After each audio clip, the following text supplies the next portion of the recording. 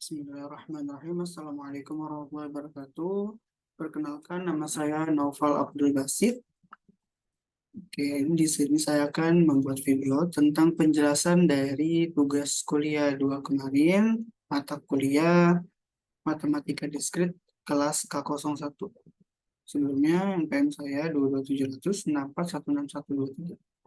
Lanjut saja langsung ke pembahasan pertama. Untuk soal nomor pertama, ada soal tentang pewarnaan graf. Oke, graf yang saya pilih adalah graf yang bagian B. Oke, untuk graf 1, kita mulai dari pewarnaan grafnya. Yang paling banyak memiliki derajat pada titiknya, yaitu V1 dan V6. Oke, untuk V1 memiliki 4 derajat, dan kita mewarnainya dengan warna merah. Kemudian kita menentukan dengan titik yang tidak memiliki hubungan dengan V1 ini, yaitu V6. V6 kita warnai dengan merah. Selain itu tidak ada lagi. Kita lanjut ke V2, V3, atau V4 dan V5. Oke, kita ambil sebagai selanjutnya itu V2. V2 itu kan punya 3, sama seperti 3, 4, dan 5, punya 3 derajat. Nah, V2 ini dengan titik berapa sih yang nggak punya hubungan? Jawabannya ada dengan titik V3 dan juga V5. Kita warnai V2, V3, dan V5 dengan warna hijau. Dan kemudian sisa V4. V4 ini adalah titik sisa, kita bisa warnai dengan warna biru.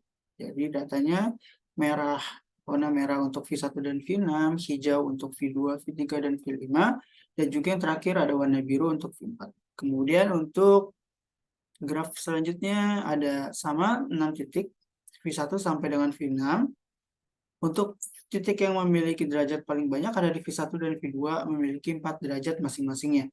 Kita tentukan dari V1 dulu. V1 kita beri warna hijau, dan kita tentukan selanjutnya titik mana yang tidak memiliki hubungan dengan V1. Jawabannya adalah V2. Oke, berarti V2 kita warnakan hijau juga. Untuk V1 dan V2 sudah berwarna hijau, kemudian lanjut ke V3, 4, 5, dan juga 6. Sama-sama memiliki 2 derajat. V3, V4, V5, V6, kita ambil V3 dulu. V3 tidak memiliki hubungan dengan 4, 5, dan juga 6. Berarti warnanya itu sama semua karena tidak memiliki hubungan antara titik ini semua. Gitu. Untuk datanya hijau untuk V1 dan V2, untuk biru V3, 4, 5, dan juga 6. Untuk soal nomor kedua, menentukan graf dua graf, apakah graf itu isomorfik atau non isomorfik.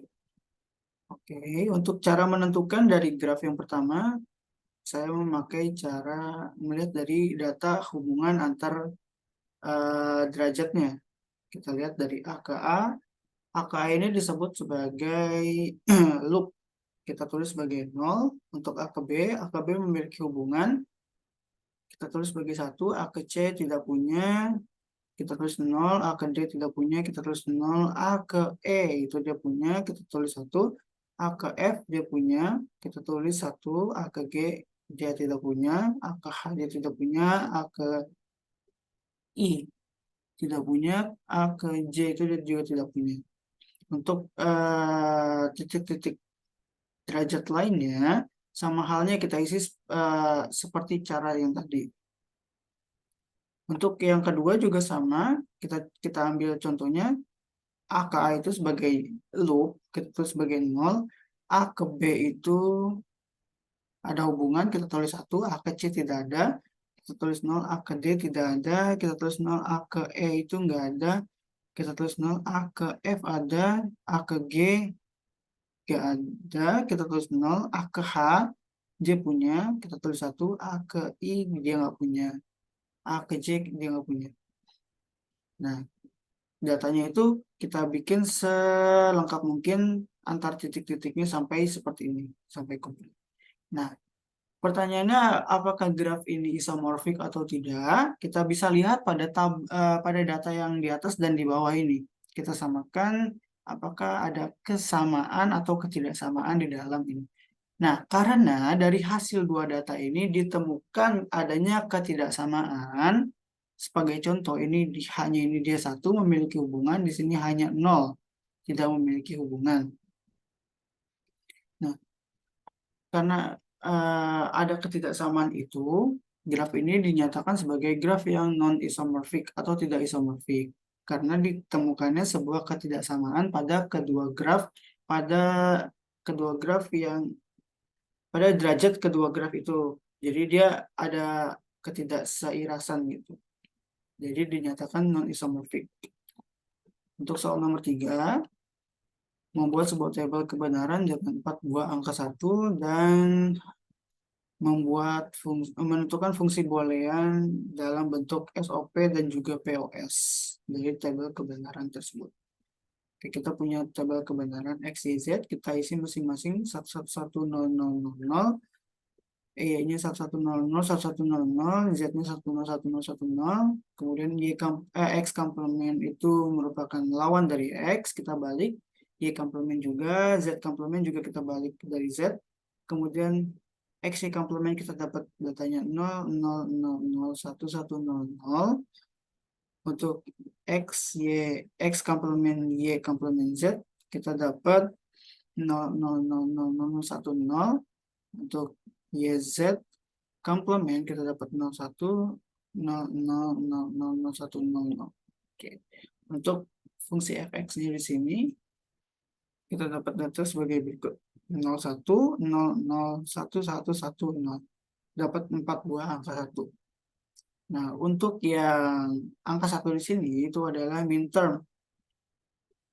Nah, min term ini merupakan suatu perkalian atau SOP. SOP itu artinya sum of product. Artinya perkalian. Kita dapat M1 di sini sebagai X komplement Y komplement Z ditambah dengan M4 di sini X Y komplement Z, kemudian M5 X Y komplement Z, kemudian untuk M6 kita dapat XYZ komplement. Nah, atau bisa disebut fungsi X, Y, Z sebagai M1 ditambah M2 ditambah M5 ditambah M6 atau sigma 1456. Untuk yang max term itu merupakan penjumlahan, kita dapat di M0, M2, M3, dan juga M7. Untuk datanya seperti berikut: X plus Y plus Z ditambah X plus Y komplement plus Z ditambah X plus Y aksen ditambah Z aksen plus X aksen ditambah Y aksen ditambah Z aksen, atau fungsi F, Y, Z sama dengan M0 max term 0, 2, M3 ditambah M7. Hasilnya 0237 seperti itu. Untuk soal nomor 4, buatlah sebuah diagram hasil dari semua faktor 72. Oke, faktor 72, kita sama-sama ketahui faktor 72 itu merupakan angka-angka yang bisa membagi bilangan 72 itu sendiri, ya kan? Nah, gimana sih cara cari faktor itu? Kita absen dari 1 sampai dengan 72, angka berapa aja yang bisa membagi 72. Ini kita rangkum, sudah mendapatkan angka 1, 2, 3, 4, 5, 6, 8, 12, 18, 24, 36, 72. Nah, kita urutkan dari yang terkecil sampai dengan yang terbesar. Di sini 1, faktor 2, faktor 4, faktor 8, faktor 24, faktor 72, 1, faktor 3, faktor 9, faktor 18, faktor 36, faktor 72. Kemudian ini untuk 2 dan 3 merupakan faktor dari 6. Kemudian 4 dan 6 merupakan faktor dari 12. Dan 6 dan 9 merupakan faktor dari 18. 8 dan 12 faktor dari 24. 12 dan 18 faktor dari 36. 24 dan 36 faktor dari 72. 72 faktor dari 72. Nah, dapat simpulan dari diagram hasil ini bahwa 72 merupakan elemen maksimal dari diagram A tersebut, diagram hasil ini. Dan 1 ini merupakan elemen minimal dari diagram hasil. Untuk soal yang terakhir, soal nomor 5. Buatlah sebuah peta kernel 4 variabel dengan 4 buah angka 1, kemudian tentukan fungsi boolean minimal dari peta tersebut. Arti fungsi minimal sini adalah suatu fungsi penyederhanaan. Oke, sebelumnya kita punya fungsi yang sebelum disederhanakan, fungsinya berbentuk seperti ini. F, W, X, Y, Z sama dengan W, WX, Y, aksen Z aksen ditambah WX, Y, ya, WX, Y aksen Z ditambah WX aksen Y aksen Z aksen ditambah WX aksen Y aksen Z. Ini fungsi awal seperti ini. Untuk penempatannya gimana? Untuk WX, Y aksen Z aksen itu ada di kolom ini, WX11, Y00. Untuk WX, Y aksen Z itu ada di kolom WX11, Y01, YZ01. Untuk yang WX aksen Y aksen Z aksen ada di bawahnya, di WX10 dan juga YZ00.